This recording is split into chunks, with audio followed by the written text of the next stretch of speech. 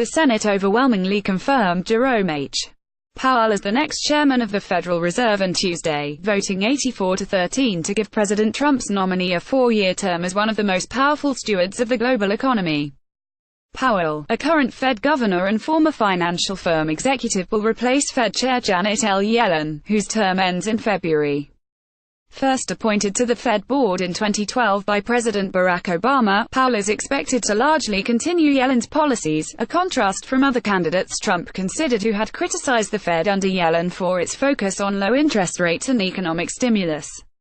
Powell, a former Carlyle Group executive, also worked in President George H. W. Bush's Treasury Department, as well as at the Bipartisan Policy Center, a Washington think tank.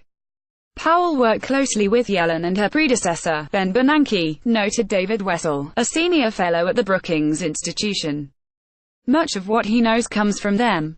Wessel said, "If you wanted to be a central banker and wanted good teachers, that's a pretty great faculty. I think we'll benefit from what he learned." As Fed chair, Powell will be tasked with two major balancing acts. The bank seeks to minimize unemployment while managing inflation. And broadly, the Fed tries to stimulate the economy, creating jobs and fighting unemployment by lowering interest rates. Raising interest rates is typically aimed at fighting inflation. Powell will oversee an economy in which unemployment is at 4.1%, job growth has been steady but unspectacular, and inflation remains at or below the Fed's targets.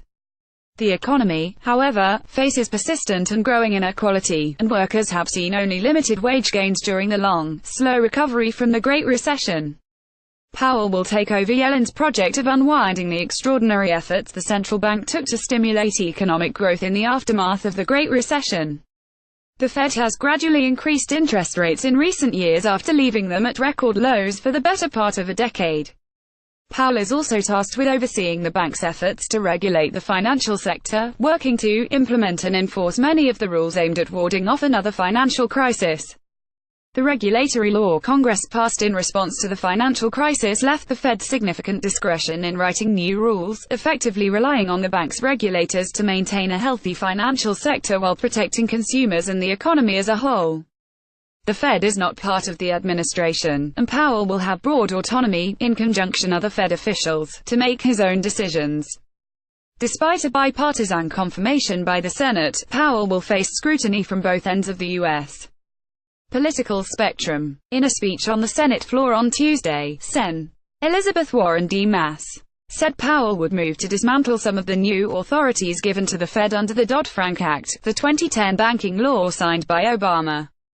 At his Senate Banking Committee hearing in November, Powell said that regulations on Wall Street are tough enough. Warren was the only member of the committee to vote against Powell, and she voted against him again Tuesday.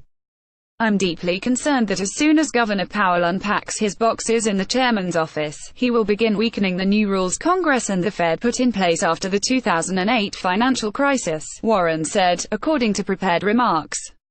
"We need someone who believes in tougher rules for banks, not weaker ones. That person is not Governor Powell." Sen. Dianne Feinstein D. Califf at first voted to confirm Powell but changed her vote to no after the initial tally.